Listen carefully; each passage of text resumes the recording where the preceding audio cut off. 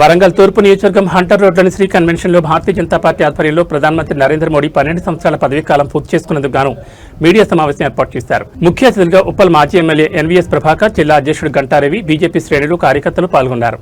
ప్రభాకర్ మాట్లాడుతూ కాంగ్రెస్ ప్రభుత్వంలో రాష్ట్ర ప్రభుత్వాలను పడగొట్టే విధంగా చర్యలుంటాయని, బీజేపీ ప్రభుత్వం ఇప్పటివరకు ఒక్క ప్రభుత్వాన్ని కూడా పడగొట్టిన దాఖలాలు లేవని అన్నారు. నరేంద్ర మోడీ ప్రభుత్వంలో skill India, made in India, Swachh Bharat, digital India పరిరక్షణ జాతీయ ఉద్యమాలుగా సాగాయి.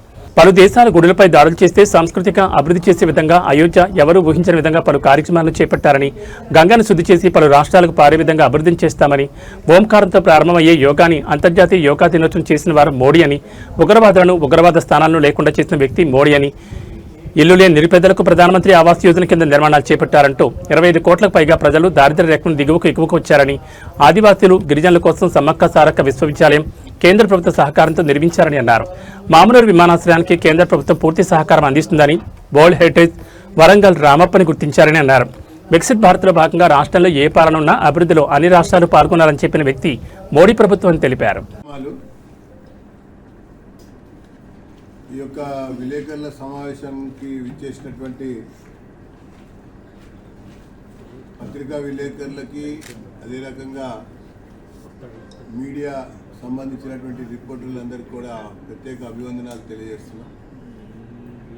ఇందాక రవికుమార్ గారు చెప్పారు, మన దశమంత్ గారు కూడా చెప్పారు. ఇది ఒక ప్రత్యేకమైనటువంటి ఒక సమయం. భారతదేశంలో స్వాతంత్రం వచ్చినప్పటి నుంచి ఈనాటి వరకు కూడా భారతదేశ ప్రజలు అనేక మంది ప్రధానమంత్రులను చూశారు. జవహర్లాల్ నెహ్రూ గారు, ఇందిరాగాంధీ గారు, రాజీవ్ గాంధీ గారు,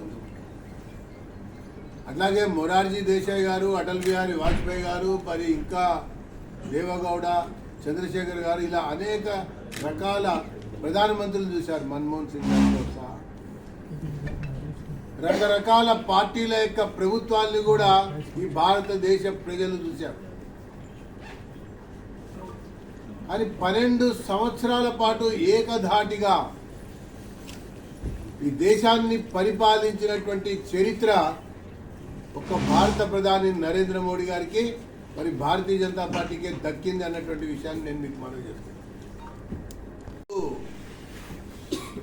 ఇది సుపరిపాలన అనటానికి ఈ 12 సంవత్సరాల కాలంలో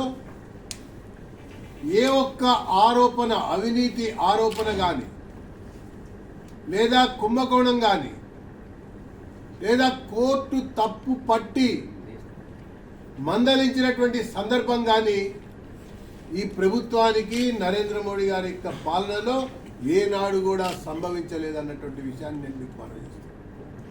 మచ్చుకకు కూడా గతంలో కాంగ్రెస్ ప్రభుత్వాన్ని చూసినట్టయితే కుంభకోణాల కాంగ్రెస్గా, మరి అవినీతి పాలనని అందించేటువంటి ఒక ప్రధానులుగా,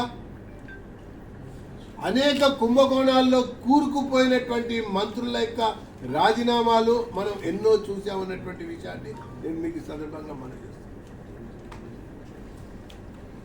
ఇకపోతే కేవలం సుస్థిరమైనటువంటి ప్రభుత్వం అనేదే కాకుండా, సమర్థమైన నాయకత్వమే అన్నది కాకుండా,